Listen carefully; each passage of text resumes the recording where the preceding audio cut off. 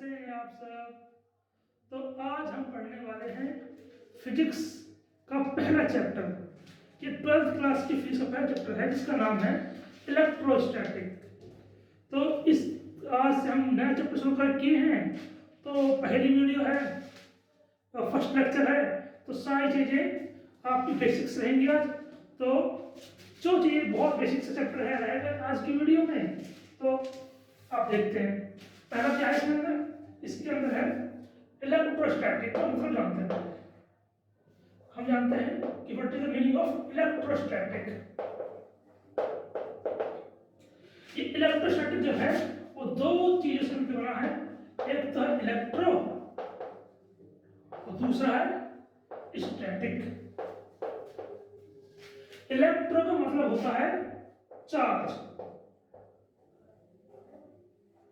और स्टैटिक का मतलब होता है रेस्ट।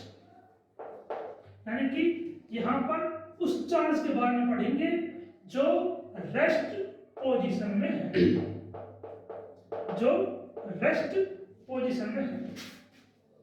अब सबसे पहले जानते हैं कि सर चार्ज क्या होता है।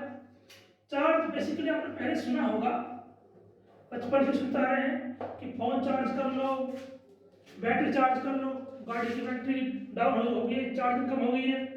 तो चार्ज क्या होता है? तो चार्ज जानते हैं। चार्ज क्या होता है? Charge is the internal property of a material. क्या है भाई? It is the internal property of a material due to which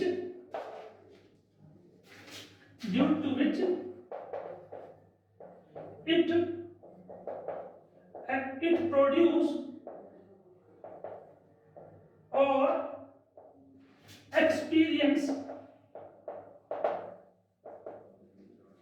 a electric or magnetic effect. मतलब इसका यहां पर क्या करते हैं definition? It is the internal property of a material due to which it produce और एक्सपीरियंस ए इलेक्ट्रिक और magnetic force. तो मान लो किसी, ये आपकी बॉडी है, ये दूसरी ही बॉडी है, ये ए बॉडी, ये बी बॉडी। अगर ए बॉडी बी बॉडी पर कोई फोर्स अप्लाई कर रही है, तो क्या फोर्स है? जो इलेक्ट्रिक फोर्स है। इलेक्ट्रिक फोर्स कहिए या इलेक्ट्रिक इफेक्ट कहिए, इलेक्ट्रोस्टैटिक इफेक्ट, मैग्नेटिक इफेक्ट। आपने 10th क्लास में सुना होंगे कि ये मैग्नेटिक इफेक्ट होता है, ये इलेक्ट्रोस्टैटिक इफेक्ट होता है। तो यहाँ पर इलेक्ट्रिक फोर्स, ये body A body B body के ऊपर इलेक्ट्रिक फोर्स अप्लाई कर रही है। तो किस वजह से कर रही है? चार्ज की वजह से करती है। यहां पर देखो, ये ए और बी बॉडी पर फोर्स अप्लाई कर रही है without any physical contact, without any physical contact. यहां पर कोई भी फिजिकल कांटेक्ट नहीं है, फिर भी फोर्स लग रहा है। किस वजह से लग रहा है? चार्ज की वजह से लग रहा है। कि अगर हम कभी आपको कहीं फोर्स अप्लाई हो रहा है विदाउट एनी फिजिकल कांटेक्ट, जरूर या तो बॉडी के वजह में चार्ज होगा जिसकी वजह से वो या तो इलेक्ट्रिक फोर्स अप्लाई कर रही है या मैग्नेटिक फोर्स अप्लाई कर रही है। इसका मतलब क्या समझा? कि अगर कोई बॉडी चार्ज है तो वो इलेक्ट्रोस्टैटिक फोर्स अप्लाई करेगी। अब जो इलेक्ट्रोस्टैटिक फोर्स है, ये इलेक्ट्रोस्टैटिक फोर्स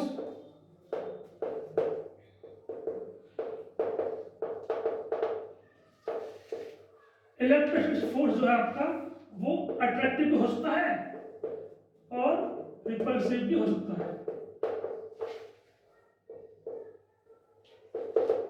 यानी ये अट्रैक्टिव और रिपल्सिव दोनों तरह का हो सकता है फोर्स जो है। यानी कि बॉडी आपस में अगर अट्रैक्ट करती है तो ये अट्रैक्टिव फोर्स कहलाएगा, और अगर ये बॉडी एक दूसरे को रिपेल करती हैं तो ये रिपल्सिव कहलाएगा। अब डिपेंड करेगा कि चार्ज इन दोनों में किस तरह का है। यानी कि हमारा नेक्स्ट टॉपिक है वो है types of charge. Next topic का नाम क्या है? Types of charge. तो आपने सुने होंगे जी, टाइप्स ऑफ चार्ज क्या कौन से होते हैं? दो तरह के चार्ज होते हैं हमारे पास। पहला पॉजिटिव चार्ज और दूसरा नेगेटिव चार्ज। ये दो तरह के हमारे पास चार्ज होते हैं, पॉजिटिव और नेगेटिव। तो पॉजिटिव हम प्लस से दिखाते हैं, नेगेटिव में माइनस से दिखाते हैं। तो अब यहाँ पर देखो अट्रैक्टिव फोर्स कब रहेगा? ये भी आप पढ़ चुके हैं, 10th क्लास में सुना होगा आपने। अट्रैक्टिव कब होगा? जब दो अपोजिट चार्ज रहेंगे, यानी कि unlike charge, unlike charges attracts each other, attracts each other, यानी कि दो डिफरेंट चार्जेस रहेंगे, वो एक दूसरे को अपनी तरफ अट्रैक्ट करेंगे। दूसरा में कहा कि रिपल्सिव होता है। रिपल्सिव फोर्स कब होगा? जब सेम चार्जेस रहेंगे, यानी कि like charges repels each other, repels each other। जैसे कि पॉजिटिव चार्ज एक दूसरे को रिपेल करेंगे। रिपेल का मतलब क्या है? एक दूसरे को धकेलेंगे। और अट्रैक्ट का मतलब क्या है? एक दूसरे को अपनी तरफ खींचेंगे। ये खींचते हैं और ये पुश करते हैं, यानी कि हम कह सकते हैं कि अट्रैक्ट का मतलब क्या है? एक दूसरे को अपनी तरफ पुल करना, और रिपेल का मतलब क्या है? एक दूसरे को पुश करना। यहाँ पर पुल होगा, यहाँ पर पुश होगा, धकेलेंगे दूसरे को। ठीक है, तो मैंने यहाँ पर अब लिए हैं पॉजिटिव पॉजिटिव। सिमिलरली आप दो नेगेटिव चार्ज लेकर भी कह सकते हो ये एक दूसरे को रिपेल करेंगे। ठीक है, अब बढ़ते आगे हम कुछ important points of charge. Charge कुछ इंपॉर्टेंट पॉइंट नोट कर लेते हैं जल्दी जल्दी। पहला point, it's SI unit, SI unit of charge होती है एम्पियर सेकेंड। ये एम्पियर सेकेंड कहां से निकाली है हमने ये यूनिट? आपने 10th क्लास में फॉर्मूला सुना होगा करंट का। 10th क्लास में आपने करंट का फॉर्मूला सुना होगा। क्या होता है करंट का फॉर्मूला? वो होता है चार्ज अपॉन टाइम। मतलब क्या है? आपने सुना होगा it is the rate of flow of charge per unit time. ऊपर चार्ज रहता है, नीचे टाइम रहता है। तो ये तो यहाँ चार्ज को हम इसको इधर ले जाएंगे तो चार्ज का फॉर्मूला आ जाएगा। चार्ज की क्या हो जाएगा? चार्ज इक्वल हो जाएगा आपका करंट इनटू टाइम। ठीक है, तो करंट की यूनिट हम जानते हैं एम्पियर होती है। करंट की यूनिट एम्पियर और टाइम की यूनिट होती है सेकेंड। तो बन गया आपका चार्ज की यूनिट बनेगी एम्पियर सेकेंड। ये इसकी SI यूनिट है। ठीक है, लेकिन हम इन दोनों को मिलाकर एक ड्राई यूनिट बनाते हैं जिसको हम बोलते हैं कूलम्स। कूलम, इन दोनों को मिलाकर हम कूलम बोल सकते हैं। यानी कि कूलम क्या हो गई? कूलम चार्ज की एक ड्राई यूनिट है और SI यूनिट क्या हो करेगी? Ampere second. लेकिन कूलम जो हमारे साइंटिस्ट इसके ऊपर बहुत स्टडी की है, उन्होंने अपने नाम पर इसकी ड्राई यूनिट बना दी, जिसका नाम पड़ा कूलम। तो यानी कि हम चार्ज को हम अब आगे से हम चार्ज ये यूज करके पूरे चैप्टर में हम यूज करेंगे कि कूलम बताएंगे। यूनिट ऑफ चार्ज कहलाएगी कूलम। पूरे चैप्टर में हम यही पढ़ेंगे। इससे भी है कि आपको कोई ऑब्जेक्टिव क्वेश्चन आ गया, मल्टीपल चॉइस क्वेश्चन आ गया, उससे पूछ लेगा इसमें से कौन सी चार्ज की यूनिट है। अब आपको ये पता होना चाहिए, ये पता होना चाहिए, तो इसको ऐसा एक दिया रहेगा वो आप बता दोगे। ठीक है, इसको ड्रॉ करते हैं कैपिटल सी से, कूलम को। ठीक है, हाँ हम चार्ज को इस चैप्टर के अंदर क्यू से डिनोट करेंगे। ये चार्ज को अगर हम चार्ज को ही डिनोट करना हो तो कभी हम क्यू ले लेंगे, कभी कैपिटल क्यू ले लेंगे। तो ये हम चार्ज को इस तरह से डिनोट करेंगे, लेकिन उसकी यूनिट क्या रहेगी? यूनिट रहेगी कूलम, और कूलम को हम डिनोट करेंगे कैपिटल सी से। ठीक है, ये पहला पॉइंट। दूसरा पॉइंट कि अब इसको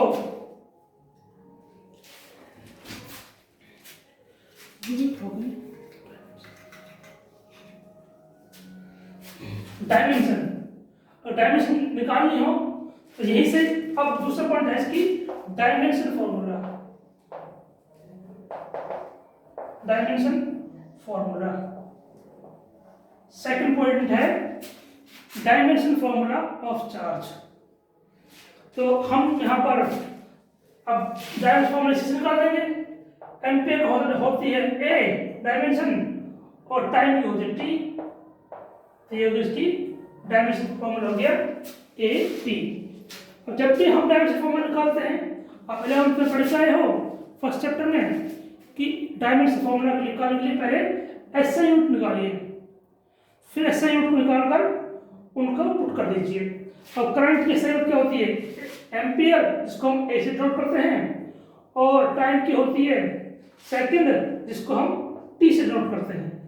तो ये हो जाएगी इसकी डायमेंशन फॉर्मूला ऑफ चार्ज। ठीक है, अब देखो यहां पर तीसरा पॉइंट वो है charge on one electron. Electron का बहुत यूज होगा इसमें। तो चार्ज ऑन वन इलेक्ट्रॉन कितना होता है जी? 1.6 इंटू 10 की पावर -19 कूलम। ये हो गया चार्ज ऑन इलेक्ट्रॉन। इलेक्ट्रॉन है तो हम पढ़ते हैं इलेक्ट्रॉन और नेगेटिव चार्ज, तो इलेक्ट्रॉन को पूछा हो जाएगा -1.6 इंटू 10 की पावर -19। इसी तरह चार्ज ऑन प्रोटॉन, तो प्रोटॉन को पूछ लें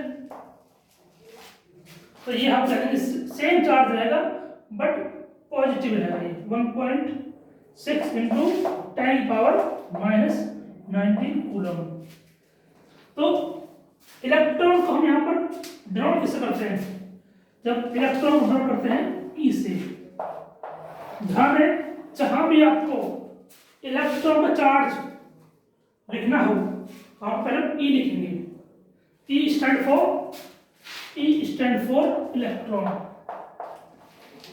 ठीक है, ई इसका सिंबल के रूप में लिखेंगे ई, और उसका चार्ज आएगा 1.6 इंटू 10 की पावर -19। इलेक्ट्रॉन के बारे में पता होना चाहिए, बहुत सी बात है। इलेक्ट्रॉन का मास पूछ लेते हैं कभी कभी, तो मास ऑफ इलेक्ट्रॉन क्या होगा? मास ऑफ इलेक्ट्रॉन होगा 9.1 इंटू 10 की पावर -31 kg। ठीक है, प्रोटॉन को पूछ ले, प्रोटॉन का भी याद होना चाहिए 1.67 इंटू 10 की पावर -27 kg। तो ये आपकी बेसिक बातें हैं।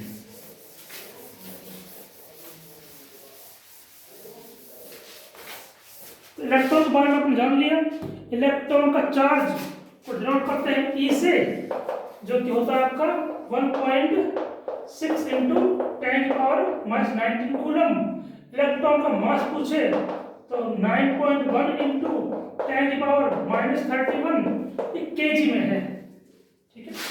और इस तरह प्रोटॉन कुछ है, प्रोटॉन हर सिंबल तो दे देता नहीं है, लेकिन चार्ज ऑन प्रोटॉन अगर मैं कहूँ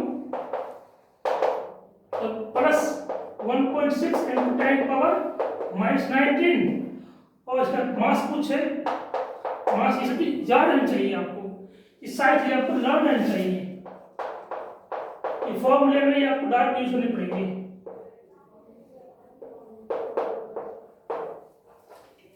ठीक है, इतनी बात आपको याद रहनी चाहिए ताकि छोटे मोटे न्यूमेरिकल आपको बन जाए, ठीक है। चार्जिंग होने के लिए, चार्जिंग क्या होता है, चार्जिंग होता है चार्ज का क्रिएट होना, बनना। ये चार्ज इस बॉडी पर, ए बॉडी को चार्ज बनाना है तो सब चार्ज करेंगे। अब चार्ज क्रिएट करने की टेक्निक क्या है कि बाय ट्रांसफर ऑफ इलेक्ट्रॉन, यानी कि चार्ज को क्रिएट करने के लिए, बनाने के लिए हमें इलेक्ट्रॉन्स का ट्रांसफर करना पड़ेगा one body to another body, ठीक है। मान लो ए बॉडी है, यहाँ बी बॉडी है, इससे इसके ऊपर इलेक्ट्रॉन्स गए, ठीक है। हमेशा इलेक्ट्रॉन्स का ही ट्रांसफर होता है, जब भी ट्रांसफर होगा तो इलेक्ट्रॉन्स का ही ट्रांसफर होगा, क्योंकि हम जानते हैं प्रोटॉन्स तो न्यूक्लियस के अंदर रहते हैं, प्रोटॉन कहाँ रहते हैं, न्यूक्लियस के अंदर रहते हैं, तो इलेक्ट्रॉन्स बाहर सेल्स में घूमते रहते हैं। तो जब भी चार्ज का ट्रांसफर होगा तो केवल इलेक्ट्रॉन ही आउटर मोस्ट सेल से निकलकर कहाँ पहुंच जाएंगे, दूसरी बॉडी पर पहुंच जाएंगे। तो इस बॉडी से इलेक्ट्रॉन निकले यहाँ पहुंचे बी बॉडी के ऊपर, तो यहाँ पर इलेक्ट्रॉन की, यहाँ पर इलेक्ट्रॉन की कमी आ जाएगी, यहाँ पर इलेक्ट्रॉन बढ़ जाएंगे। तो हम लिख सकते हैं पॉजिटिव चार्ज इस पर आ जाएगा और नेगेटिव चार्ज इस पर आ जाएगा। क्या आ जाएगा, यहाँ पर प्रोटॉन्स तो उतने ही थे, प्रोटॉन यानी पॉजिटिव चार्ज, प्रोटॉन्स तो उतने ही हैं, उनका ट्रांसफर नहीं हुआ, लेकिन जो इलेक्ट्रॉन है वो यहाँ से इस पर चले गए, तो यहाँ पर प्रोटॉन की संख्या ज्यादा हो जाएगी एज कंपेयर टू इलेक्ट्रॉन। तो यहाँ पर इलेक्ट्रॉन्स आ चुके हैं, तो यहाँ पर इलेक्ट्रॉन्स की संख्या ज्यादा हो जाएगी एज कंपेयर टू प्रोटॉन। कौन सा देखना बनेगा, ये बनेगा लॉस ऑफ इलेक्ट्रॉन की वजह से, लॉस ऑफ इलेक्ट्रॉन की वजह से। और जो आपका नेगेटिव चार्ज है, नेगेटिव चार्ज वो बनेगा गेन ऑफ इलेक्ट्रॉन की वजह से, ठीक है। ये सब बेसिक्स बातें हैं, आपको पता होगी। हाँ, क्योंकि शुरुआत में हम बेसिक्स ही पढ़ते हैं, फिर धीरे धीरे लेवल को बढ़ाते रहेंगे, ठीक है। अब ध्यान रखना एक चीज और कि इलेक्ट्रॉन के पास क्या है, इलेक्ट्रॉन के पास खुद का मास है, इलेक्ट्रॉन के पास मास है। यहां से जो इलेक्ट्रॉन इस पर ट्रांसफर कर गए, तो यानी कि यहां से कुछ मास भी ए बॉडी से बी बॉडी की तरफ ट्रांसफर कर जाएगा। तो एक नोट लिखवाता हूं, वो नोट काफी काम आएगा फिर। वो है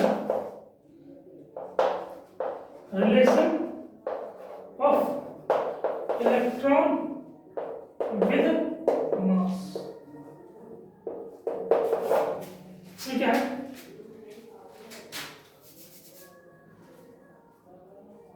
when there is a transfer, when there is a transfer of electron, then mass also changes। यानी कि अगर ट्रांसफर हुआ है तो जरूर मास का बदलाव भी होगा, ठीक है, क्योंकि उसके पास मास है। और कितना होगा क्या होगा वो हम न्यूमेरिकल्स के अंदर देखेंगे। Properties of charge. Next topic का नाम क्या है? Properties of charge. चार्ज के प्रॉपर्टीज हैं, लिख लेते हैं सबको, फिर वन बाय वन उनको डिफाइन करेंगे। पहली है कंजर्वेशन, कंजर्वेशन ऑफ चार्ज। दूसरा एडिटिव प्रॉपर्टी, एडिटिव प्रॉपर्टी। तीसरा क्वांटाइजेशन ऑफ चार्ज। चौथा इनवेरिएंस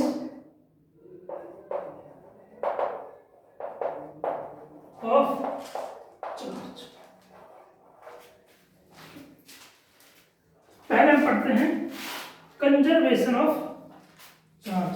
तो पहले जो एक वर्ड आया यहां पर कंजर्वेशन, इसको जानो। कंजर्वेशन का मतलब होता है कि उस चीज की वैल्यू फिक्स है, मतलब वो चीज एक बार जो पहले थी वही हमेशा रहेगी। तो यहां पर क्या है, यहां पर क्या है, यहां पर चार्ज की जो वैल्यू है, value of charge in A isolated system, isolated system is always constant, always constant। तो ए सिस्टम के अंदर बहुत सारी बॉडी हैं, ए बॉडी भी है, बी है, ये सिस्टम हो गया आपका। सिस्टम के अंदर ए और बी दो बॉडी है, तो इन बॉडीज के ऊपर जितना चार्ज है वो हमेशा कांस्टेंट रहेगा। बस वो कह सकता है कि चार्ज एक बॉडी से दूसरी बॉडी पर शिफ्ट हो जाए, लेकिन ओवरऑल चार्ज कांस्टेंट रहेगा, ठीक है। जैसे मान लो इसके पास, मैं कहता हूं इसके पास मान लो 7 प्रोटॉन्स थे, 7 इलेक्ट्रॉन्स हैं। दूसरी बॉडी के पास मान लेते हैं यहां पर 4 प्रोटॉन्स हैं, 4 इलेक्ट्रॉन्स हैं। अब क्या हुआ,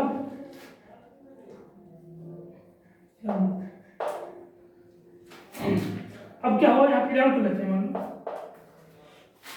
तो यहां से कुछ इलेक्ट्रॉन इस पर ट्रांसफर कर दिए, तो कुछ इलेक्ट्रॉन गए, मान लो 2 इलेक्ट्रॉन चले गए यहां से, यहां चाहिए 9 इलेक्ट्रॉन और प्रोटॉन्स तो उतने थे 11 है। और यहां पर कितने रहेंगे, यहां पर प्रोटॉन्स 4 थे लेकिन इलेक्ट्रॉन्स 2 जैसे आ गए हैं, अच्छा हो गया। तो ओवरऑल चार्ज इसको कितना आएगा, +2, इसको कितना आएगा, -2। ये मैं बेसिकली आपको समझाने के लिए बता रहा हूं, लेकिन अगर मैं सिस्टम को पूरा देखूं एज ए होल, तो यहां पर भी 11 और 4 कितना, 15, यहाँ पर 15 इलेक्ट्रॉन्स हैं। यहाँ पर कितना है, यहाँ पर भी 9 और 6 15 इलेक्ट्रॉन्स हैं। तो दोनों ही पूरे सिस्टम के अंदर देखें तो यहाँ 15 इलेक्ट्रॉन्स, यहाँ भी 15 इलेक्ट्रॉन्स, दोनों में सेम इलेक्ट्रॉन्स हैं after, before charging and after charging. जब सेम चीज है, सिस्टम का पूरा चार्ज कांस्टेंट है, क्योंकि हमारे पास कोई सिस्टम कोई चार्ज बना ही नहीं, तो हम कह सकते हैं कि एक सिस्टम के अंदर जो चार्ज है वो कभी बन नहीं सकता या डिस्टर्ब नहीं हो सकता।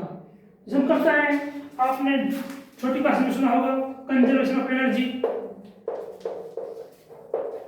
सुना होगा, उसकी हमने डेफिनेशन पढ़ी थी। कि energy neither create nor destroy, it only transfer from one body to another body. वैसे ही हम एक आर्टिफिशियल डेफिनेशन यहाँ भी लिख सकते हैं, लिख लेते हैं ताकि किसी को बताएं पूछे तो बोल दे सामने। कैसे? Charge neither be created nor destroyed, it only transfer from one body to another body।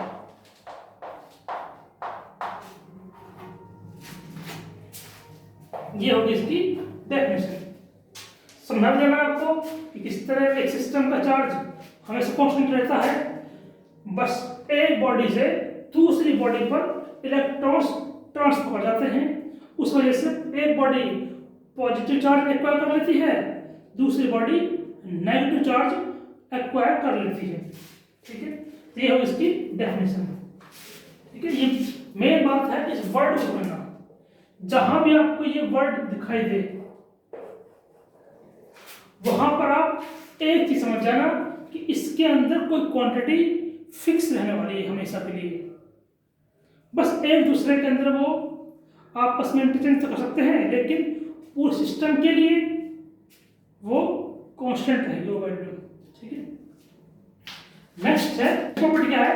Additive property.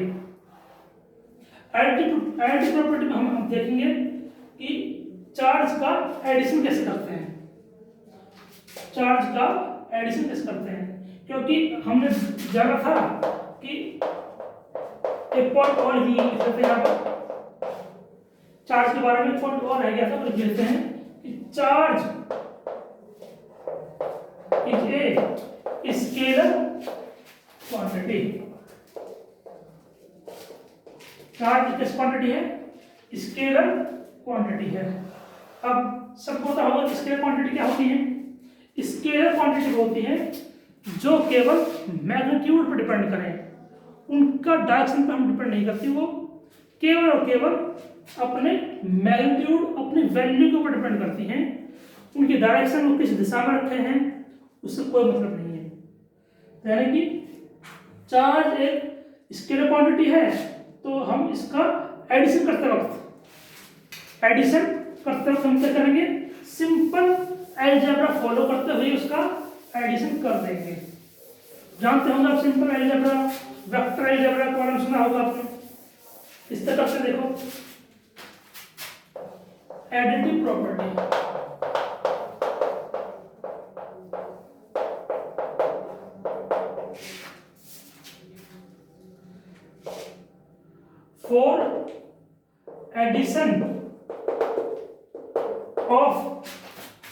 for addition of charges we use simple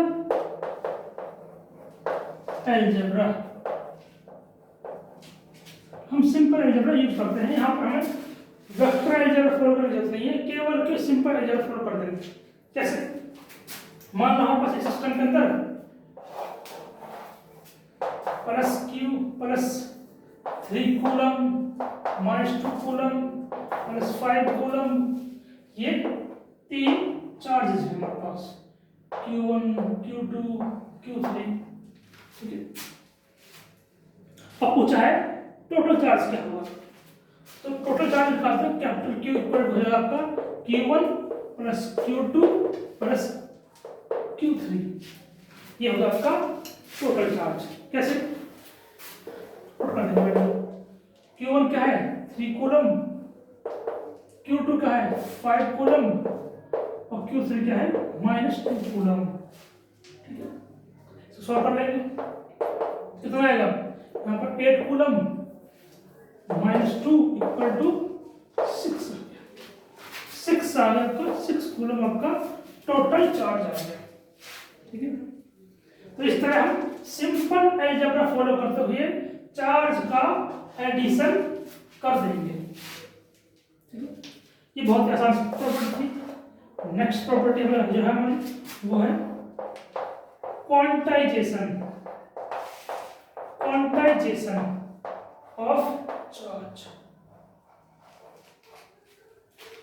quantization of charge, तो यहां पर एक वर्ड आया है क्वांटाइजेशन। क्वांटाइजेशन मतलब क्या होता है, पहले जानना पड़ेगा आपको कि क्वांटाइजेशन क्या होता है। क्वांटाइजेशन भी एक तरह का, इसे आप ऐसे रेट कर सकते हो, इसकी क्वांटिटी से रेट कर सकते हैं। क्वांटिटी क्या है, फिक्स क्वांटिटी है। क्वांटिटी क्या है, फिक्स है। मतलब अगर टुकड़े करने चाहें चार्ज के, तो चार्ज के टुकड़े एक लिमिट तक हो सकते हैं, उसके बाद चार्ज टुकड़ा नहीं हो सकता। इसको ऐसे हम सोच सकते हैं कि ये प्रॉपर्टी ये कहती है कि चार्ज का टुकड़ा नहीं हो सकता। मतलब अगर हम एक कूलम का टुकड़ा करेंगे तो इलेक्ट्रॉन इसके अंदर आ जाएगा, अब इलेक्ट्रॉन का आधा टुकड़ा करेंगे तो इलेक्ट्रॉन का टुकड़ा नहीं हो सकता। ठीक है, और आसानी से समझने से हमने देखा कि चार्ज ट्रांसफर होता था। जब यहां से ये ए बॉडी थी, ये बी बॉडी है, यहां से इलेक्ट्रॉन ऐसे गए और यहां पर पहुंचे, तब चार्ज हुआ था। लेकिन जो इलेक्ट्रॉन जा रहे हैं ये कैसे जा रहे हैं, कितने जा रहे हैं, उसको पता है, उसको बताएगा हमारा क्वांटाइजेशन ऑफ चार्ज। तो यहाँ पर इलेक्ट्रॉन एक जा रहा है, दो जा रहा है, ये आधा जा रहा है, ये बताता है। तो इसलिए बताया कि जो फ्लो है इलेक्ट्रॉन का जो फ्लो है, the flow of electrons is discontinuous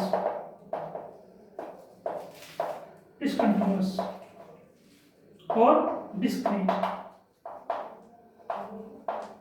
यानी कि आप इसे समझिए कि इलेक्ट्रॉन जो फ्लो हो रहा है ए बॉडी से बी बॉडी की तरफ, वो डिस्क्रीट है, यानी कि डिसकंटिन्यूअस है। अब कंटिन्यूअस क्या होता है, जो पानी चलता है पाइप के अंदर वो कंटिन्यूअस फ्लो है, लेकिन यहाँ पर इलेक्ट्रॉन्स जो जा रहे हैं वो पानी की तरह कंटिन्यूअस नहीं जा रहे, वो डिसकंटिन्यूअस जा रहे हैं, अलग अलग जा रहे हैं। कैसे जा रहे हैं, वो पैकेट्स के रूप में चलते हैं, पैकेट्स के रूप में चलते हैं। हम कह सकते हैं charge flow in form of packets. These packets are called quanta। मतलब चार्ज का जो फ्लो हो रहा है वो कंटिन्यूस नहीं है, वो पैकेट्स के रूप में है। यानी कि उनके अंदर एक पैकेट चलेगा, फिक्स एक क्वांटिटी चलेगी, इस क्वांटिटी चलेगी जो क्वांटा कहलाती है। तो यहाँ पर क्वांटाइजेशन को क्वांटिटी से रिलेट कर सकते हैं कि चार्ज का जो फ्लो होगा वो डिसकंटिन्यूअस है और इसके अंदर चार्ज फ्लो करते हैं पैकेट्स के रूप में। मतलब यहाँ से चार्ज चलेगा एक पैकेट के रूप में, इस तरह से तो यहाँ पहुंचेगा। इन पैकेट्स का हमने फिजिक्स के अंदर नाम दे दिया क्वांटा। ठीक है, इस पैकेट का क्या कर रहा है, क्वांटा कह रहा है। अब इस पैकेट का कितना चार्ज होगा ये जानना हमको, तो उसके लिए भी फॉर्मूला है इसी के अंदर कि वैल्यू ऑफ वन क्वांटा। हम कहते हैं क्वांटा की हम वैल्यू, कोई चार्ज है तो प्लस माइनस एन ई, ये वो वैल्यू रहेगी उस एक क्वांटा की। ठीक है, ये है क्वांटा की वैल्यू। ठीक है, अब यहां पर एन क्या है, एन है number of electrons, number of electrons. ठीक है, और ये क्या है नंबर है, ये आपका इंटीजर होंगे, नंबर हमेशा इंटीजर होंगे। ये फिक्स है। मतलब आप फिक्स में यह है कि आप एक लिमिट आपने देखा कि फिक्स को हम इस तरह देखेंगे कि वो इंटीजर के रूप में है। आपको कभी भी चार्ज आधा या फिर 3/2 1/4 ऐसे चार्ज चलते हुए नहीं दिखाई देंगे। ये हमेशा इंटीजर के रूप में चलेंगे। n जो है यहाँ पर इंटीजर है और e जो है वो है charge on 1 electron. Charge on 1 electron. ये मैं पहले बता चुका हूं कि e जो सिंबल है वो इलेक्ट्रॉन के चार्ज को डिनोट करता है, ठीक है। और n है वो कितने इलेक्ट्रॉन चले उस क्वांटम के अंदर। अब इस फॉर्मूले में बहुत सारे मतलब बनेंगे। पूछ सकता है कि आपको चार्ज पूछ सकता है, आपको इलेक्ट्रॉन n दे देगा, यानी नंबर ऑफ इलेक्ट्रॉन्स की वैल्यू दे देगा। बोलते इसमें 5 × 10⁸। तो बताओ चार्ज कितना होगा इसके ऊपर। चार्ज हम जानते हैं एक इलेक्ट्रॉन तो जानती है इसके ऊपर चार्ज हम जानती है। पहले कुछ कहूँगा आपको 1.6 × 10⁻⁻90 ये तो जानते ही हैं। आपको n की वैल्यू दे देगा और चार्ज पूछ लेगा, या फिर आपसे बोल देगा कि चार्ज दे दिया उसने, मान लो कह दिया 5.8 × 10⁻⁹ कूलम चार्ज है। बताओ हाउ मेनी इलेक्ट्रॉन्स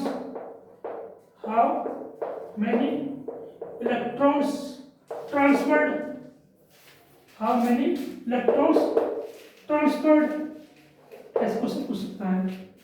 यह पूछ सकता है कि ये चार्ज जो दे ये है चार्ज दिया जो हुआ है क्या ये पॉसिबल है, इज इट पॉसिबल। इस तरह क्वेश्चन आ सकते हैं आपको। या तो आपको चार्ज पूछ ले डायरेक्टली, इलेक्ट्रॉन दे रहेंगे चार्ज पूछ लेगा डायरेक्ट, या फिर आपसे एक चार्ज दिया रहेगा इलेक्ट्रॉन की संख्या पूछ ले, या ये पूछ ले कि जो चार्ज दे रखा है क्या पॉसिबल है या नहीं है। उसको निकालने में क्या करेंगे कि अगर इलेक्ट्रॉन्स इंटीजर्स में आ गए, इलेक्ट्रॉन की संख्या अगर इंटीजर्स में आ गई है तो चार्ज पॉसिबल है, और अगर ये कोई फ्रैक्शनल वैल्यू आती है तो ये चार्ज पॉसिबल नहीं है, ठीक है। तो यहाँ पे नोट लिख सकते हैं, इसी के रिगार्डिंग एक नोट लिख लेते हैं।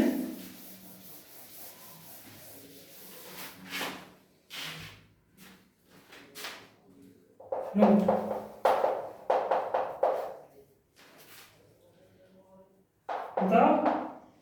the number of electrons in a charge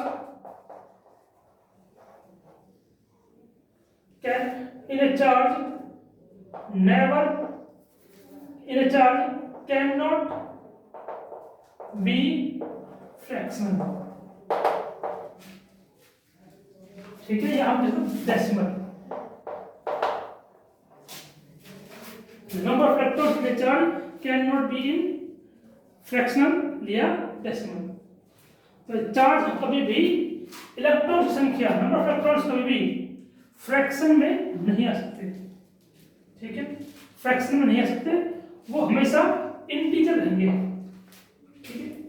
ये नोट हो जाएगा आपका। नेक्स्ट जो प्रॉपर्टी है इन वेरिएंस ऑफ चार्ज, इसका मतलब क्या है। इन वेरिएंस का मतलब होता है कि चार्ज की जो वैल्यू है, चार्ज की जो वैल्यू है वो वेरी नहीं करेगी। वेरी को हम जानते हैं बदलना, देखिए चेंजिंग जैसे कोई अगर वैल्यू बदल रही है, कोई वैल्यू हमेशा भिन्न वैल्यू आ रही है, कभी कुछ हम कहेंगे वेरिएबल या वेरिंग, चीज बदल रही है। जो चार्ज है वो इनवेरिएंट है, वो बदल नहीं सकती, बदल नहीं सकते। उसकी वैल्यू बदल नहीं सकती, जितनी पहले थी वही हमेशा रहेगी। जैसे कि मान लो एक जहां पर कुछ चार्ज है, ये चार्ज है Q1, ये चार्ज है Q2। अगर चाहे ये चार्ज आप उसमें मोशन में हो, चाहे ये वाला चार्ज मोशन में हो, चाहे दोनों एक दूसरे के रिस्पेक्ट में मोशन में हो, इनकी वैल्यू जो रहेगी वो फिक्स रहेगी। सर मास जो होता है, आपने सुना होगा, मास जो होता है वो स्पीड के अकॉर्डिंग बदलता रहता है, लेकिन जो चार्ज है वो स्पीड के पर डिपेंड नहीं करता। चाहे तो आपका जो चार्ज है वो रेस्ट पोजीशन में है, चाहे वो मोशन में है, चाहे ऑब्जर्वर मोशन में हो, फ्रेम ऑफ रेफरेंस से किसी भी फ्रेम ऑफ रेफरेंस से देख लीजिए, वो हमेशा कांस्टेंट ही रहेगा। तो हमने वर्ड यूज कर लिया frame of reference, frame of reference, इसका मतलब क्या है? फ्रेम ऑफ रेफरेंस इसका मतलब है कि ऑब्जर्वर है हमारा, ऑब्जर्वर ऑब्जर्व कर रहा है, मतलब यहां पर आपका ये आपका ऑब्जर्वर है, यहां पर इस तरह से ये चार्ज है। अब ये चार्ज चाहे ऑब्जर्वर मोशन में हो, चाहे चार्ज मोशन में हो, इनकी वैल्यू फिक्स रहेगी, चार्ज की वैल्यू। ये बोलता है invariance.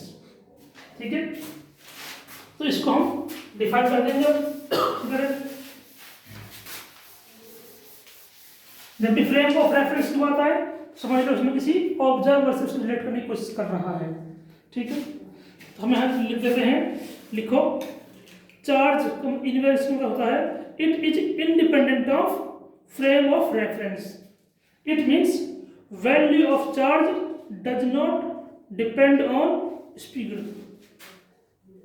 The value of charge does not independent, the value of charge is independent on frame of reference, frame of reference. It means